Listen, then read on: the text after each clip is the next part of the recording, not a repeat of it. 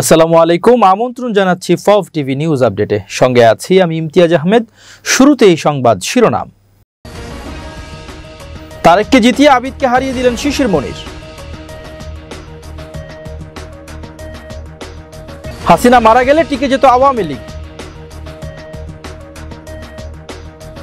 Doctor ইউনূসের প্রতি যে দাবি জানালো আজহারি।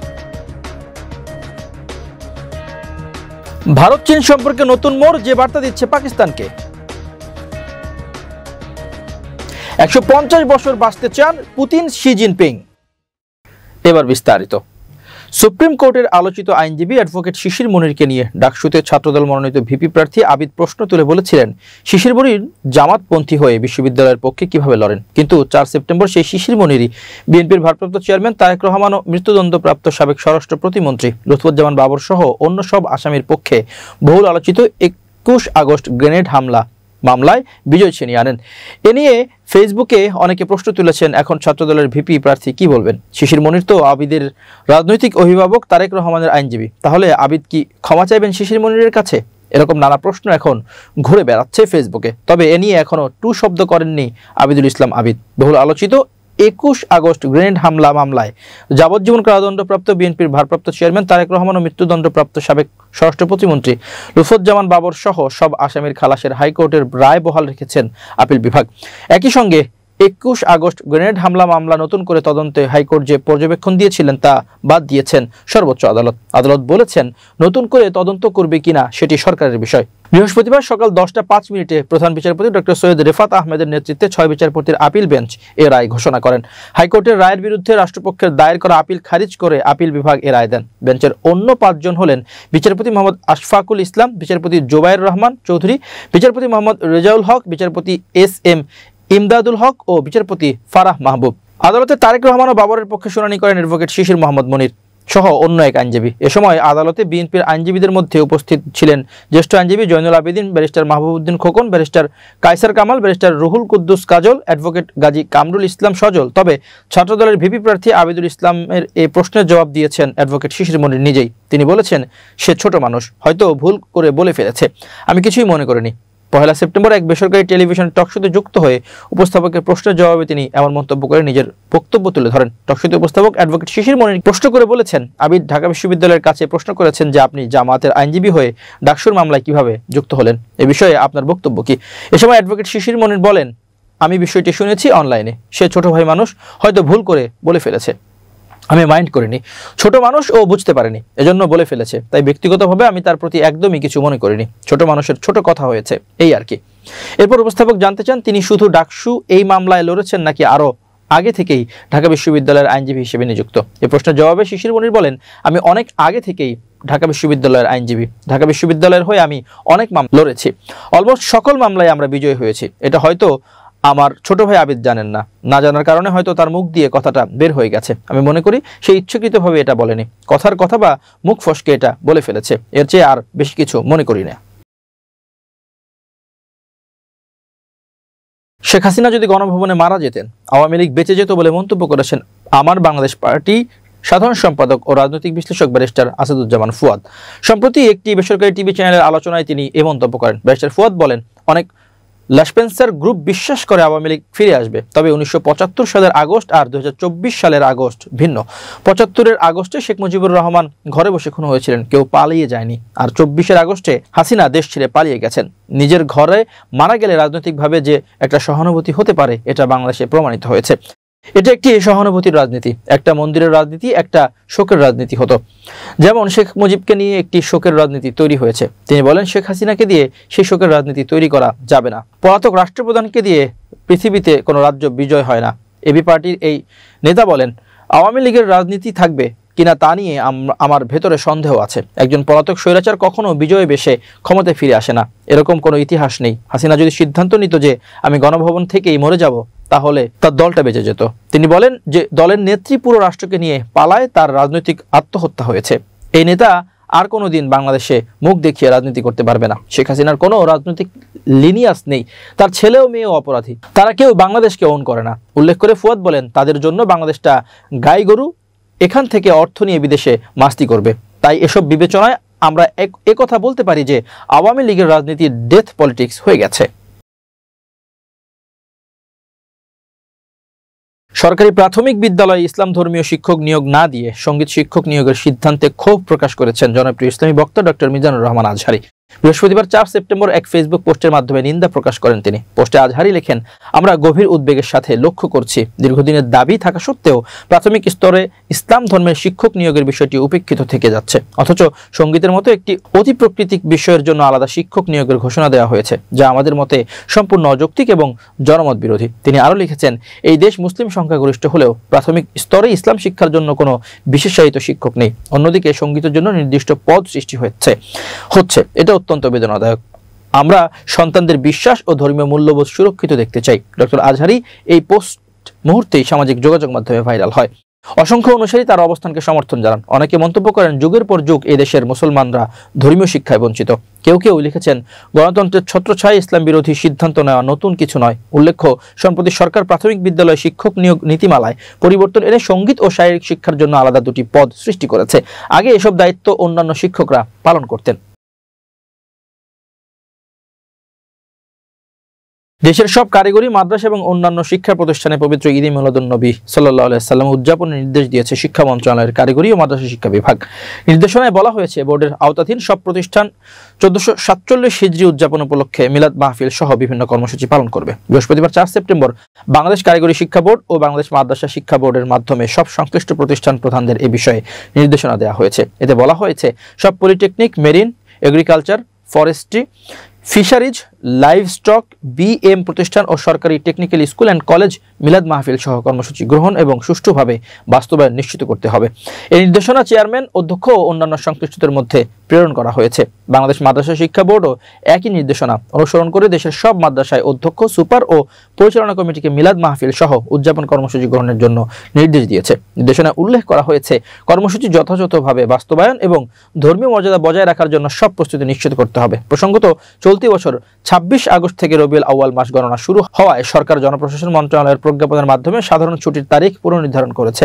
পূর্বে 5 সেপ্টেম্বর শুক্রবার নির্ধারিত ছুটি পরিবর্তিত হয়ে 6 সেপ্টেম্বর শনিবার নির্ধারিত হয়েছে।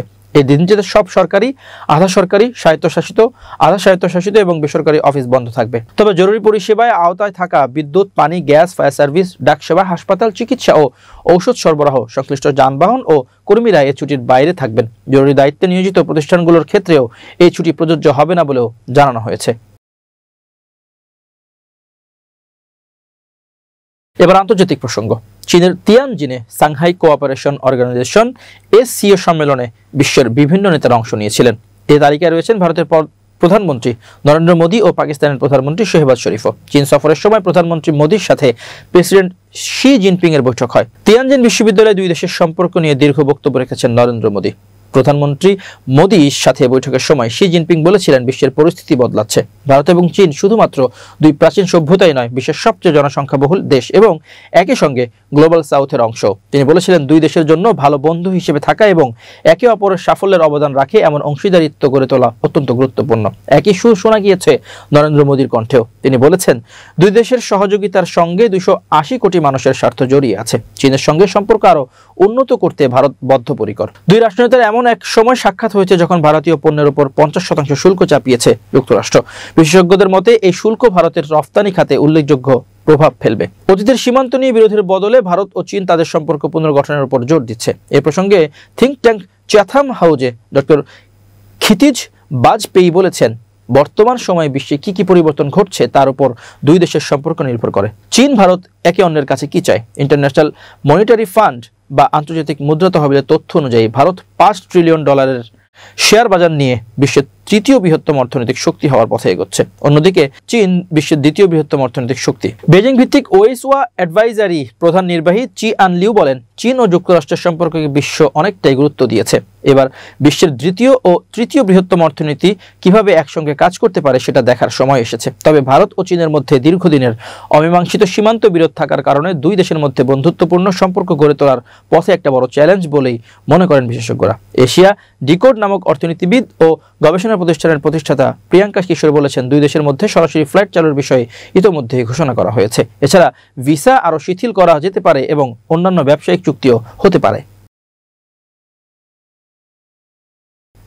তবে কি অমর হওয়ার স্বপ্ন দেখছেন ভ্লাদিমির পুতিন ও শি জিনপিং? চীনের আলোচিত ভিক্টোরি ডে প্যারেড চলাকালে হেঁটে যাওয়ার সময় গল্প করতে দেখা যায় দুই নেতাকে। এ সময় অঙ্গ প্রতিস্থাপনের মাধ্যমে আয়ুষ্কাল বাড়ানো নিয়ে আলোচনা করেছিলেন তারা, যা ধরা পড়েছে চীনের রাষ্ট্রীয় টেলিভিশন সিসিটিভির লাইভ সম্প্রচারে। পরে সাংবাদিকদেরও পুতিন নিশ্চিত করেন অন্তত 150 বছর বাঁচার উপায় নিয়ে কথা বলেছেন দুই নেতা। এ সময় তাদের সঙ্গে ছিলেন উত্তর কোরিয়ার নেতা কিম জং উন। বুধবার 3 সেপ্টেম্বর তিয়েনানমেন স্কোয়ার হাঁটতে দেখা যায় পুতিন, শি, কিমকে। এ সময় অনুবাদকদের সহায়তায় একে অপরের সঙ্গে কথা বলেন পুতিন ও শি। সংবাদ মাধ্যমের দাবি, এই দুই নেতার কথোপকথনের বিষয়বস্তু ছিল অমরত্ব, অঙ্গ প্রতিস্থাপনের মাধ্যমে মানব জীবনের আয়ুষ্কাল বাড়ানোর মতো ইস্যু। কিভাবে বয়স বাড়িয়ে 150 বছর পর্যন্ত বেঁচে থাকা যায় তা নিয়ে আলোচনা করেছেন তারা। মাইক্রোফোনে ধরা পড়া কথোপকথনের অনুবাদ অনুযায়ী শির অনুবাদককে রুশ ভাষায় বলতে শোনা যায়। শি বলেছেন, একসময় 70 বছরের বেশি বেঁচে থাকা বিরল হলেও এখন এই বয়সে অনেক মানুষকে শিশু হিসেবে বিবেচনা করা যেতে পারে। জবাবে পুতিন দাবি করেন, বায়োটেকনোলজির অগ্রগতির ফলে ক্রমাগত মানব অঙ্গ প্রতিস্থাপন সম্ভব হলে মানুষ অমরত্ব লাভ করতে পারবে। শির দাবি, এই শতকেও মানুষের গড়ে 150 বছর পর্যন্ত বেঁচে থাকার সম্ভাবনা রয়েছে। আয়ুষ্কাল বাড়ানোর বিষয়ে শির সাথে যে আলোচনা হয়েছে এক সংবাদ সম্মেলনে সেটি স্বীকার করেছেন পুতিন। তিনি বলেন, শি এ নিয়ে কথা বলেছিলেন যখন আমরা প্যারেডে যাচ্ছিলাম। হ্যাঁ, মিস্টার বার্লুস্কোনি একসময় এই বিষয়ে বেশ সক্রিয় ছিলেন। আধুনিক স্বাস্থ্যসেবা, চিকিৎসা, এমনকি অঙ্গ প্রতিস্থাপন সংশ্লিষ্ট কিছু অস্ত্রোপচারও মানবজাতির মাধ্যমে এই আশার সঞ্চার করেছে যে সক্রিয় জীবনকাল আজকের মতো থাকবে না। আশা করা যায় মানুষের আয়ুষ্কাল উল্লেখযোগ্যভাবে বৃদ্ধি পাবে। তিনি আরও বলেন, জাতিসংঘের তথ্য অনুসারে 2050 সালের মধ্যে 5 বা 6 বছর বয়সী শিশুদের তুলনায় 65 বছরের বেশি বয়সী মানুষের সংখ্যা বেশি হবে। এর সামাজিক, রাজনৈতিক এবং অর্থনৈতিক পরিণতি হবে এবং আয়ুষ্কাল নিয়ে কথা বলার সময় আমাদের অবশ্যই এটি মনে রাখা উচিত। উল্লেখ্য, 13 বছর ধরে চীন শাসন করেছেন শি। অন্যদিকে রাশিয়ার মস্তদে পুতিন রয়েছেন 25 বছর যাবৎ। বিশ্লেষকরা বলছেন, বিশ্বের অন্যতম শক্তিশালী দুই দেশের রাষ্ট্রপ্রধান যে এখনো ক্ষমতা ধরে রাখার পাশাপাশি দীর্ঘদিন বেঁচে থাকার উপায় খুঁজছেন, এটি স্পষ্ট হয়েছে তাদের কথোপকথনে। এবার বিজ্ঞান ও প্রযুক্তির খবর। বিশ্বের বিভিন্ন প্রান্তে অন্তত 200 ব্যবহারকারী হ্যাকিং এর শিকার হয়েছে। এই ঘটনায় দ্রুত সমস্যা চিহ্নিত করে সমাধান করল অ্যাপটির কর্তৃপক্ষ মেটা। রোববার কাতার ভিত্তিক গণমাধ্যম আল জাজিরার এক প্রতিবেদনে তথ্য জানানো হয়েছে। প্রতিবেদনে বলা হয়েছে, সম্প্রতি হোয়াটসঅ্যাপ তাদের প্ল্যাটফর্মের একটি দুর্বলতা খুঁজে পেয়েছে, যার সুযোগে হ্যাকাররা আইফোন ও ম্যাকবুক সহ বিভিন্ন অ্যাপেল ডিভাইস হ্যাকিং এর সুযোগ পাচ্ছে। এই বিষয়ে অ্যামনেস্টি ইন্টারন্যাশনালের সিকিউরিটি ল্যাবের প্রধান ডানচা সার্ভিল বলেন, এই দুর্বলতার সুযোগ নিয়ে বিশ্বের বিভিন্ন স্থানে গুরুত্বপূর্ণ ব্যক্তিদের উপর সাইবার হামলা চালানো হয়েছে। এদিকে মেটা তাদের অ্যাপটিতে একটি লাইভ আপডেট পাঠিয়ে এই দুর্বলতাকে বন্ধ করে দিয়েছে, যার সুযোগে হ্যাকাররা সুযোগ গ্রহণ করেছে। মেটা জানিয়েছে, গোটা বিশ্বে অন্তত 200 জন মানুষ এই দুর্বলতার কারণে হ্যাকিং এর শিকার হয়েছে। এবার খেলার খবর। বিশ্বকাপ ফুটবলের ইতিহাসে এবারই প্রথমবারের মতো 48 দল অংশ নিচ্ছে। আগামী বছর যুক্তরাষ্ট্র, কানাডা ও মেক্সিকোতে যৌথভাবে বসবে এই মহাযজ্ঞ। আর এরই মধ্যে ভক্তদের জন্য বড় খবর দিল ফিফা। চলতি মাস থেকেই শুরু হচ্ছে টিকিট বিক্রির বহু ধাপের প্রক্রিয়া। ফিফার ঘোষণায় বলা হয়েছে, গ্রুপ পর্বের ম্যাচে এক আসনের টিকিটের দাম শুরু হবে $60 থেকে, আর ফাইনালের জন্য সর্বোচ্চ টিকিটের দাম ধরা হয়েছে $6,710। তবে চাহিদার উপর ভিত্তি করে দাম ওঠানামা করবে। ভক্তরা চাইলে একক ম্যাচের টিকিট, নির্দিষ্ট ভেন্যুর টিকিট কিংবা দলভিত্তিক প্যাকেজও কিনতে পারবেন। প্রতিটি ম্যাচে একজন সর্বোচ্চ 4টি টিকিট কিনতে পারবেন এবং পুরো টুর্নামেন্টে সর্বোচ্চ 40টি টিকিট কিনতে পারবেন। ভিসা কার্ডধারীরা 10 থেকে 19 সেপ্টেম্বর পর্যন্ত ফিফার ওয়েবসাইটে নিবন্ধন করে প্রি সেল ড্রতে অংশ নিতে পারবেন। সেখান থেকে নির্বাচিত ভক্তরা 1 অক্টোবর থেকে টিকিট কেনার আবেদন করার সুযোগ পাবেন। পরবর্তী ধাপে 27 থেকে 31 অক্টোবর নিবন্ধনের সুযোগ থাকবে, আর বিক্রি শুরু হবে নভেম্বরের মাঝামাঝি থেকে ডিসেম্বরের শুরুর দিকে। এরপর 5 ডিসেম্বর ওয়াশিংটনে বিশ্বকাপের ড্র অনুষ্ঠিত হওয়ার পর শুরু হবে তৃতীয় ধাপের টিকিট বিক্রি। টুর্নামেন্ট ঘনিয়ে এলে অবশিষ্ট টিকিট আগে পাবেন ভিত্তিতে বিক্রি করা হবে। পাশাপাশি ফিফা সমর্থকদের জন্য বিশেষ টিকিটের সুবিধাও চালু করেছে, যেখানে একই দলের ভক্তরা একসঙ্গে বসতে পারবেন। নকআউট পর্বের জন্য শর্ত সাপেক্ষ সমর্থক টিকিটও থাকবে। এছাড়া ভক্তদের সুবিধার্থে ফিফা একটি অফিসিয়াল রিসেল প্ল্যাটফর্মও চালু করবে। প্রিয় দর্শক, শেষ করছি ফাউফ টিভি নিউজ আপডেট। আজ এ পর্যন্তই। ভিন্ন খবর নিয়ে দেখা হবে আগামীকাল রাত 8টায়। নিজেকে আপডেট রাখতে সাবস্ক্রাইব করুন চ্যানেলটি। নিয়মিত লাইক, কমেন্ট ও শেয়ার করে ছড়িয়ে দিন সর্বত্র। সুস্থ থাকুন, নিরাপদে থাকুন। আল্লাহ হাফেজ।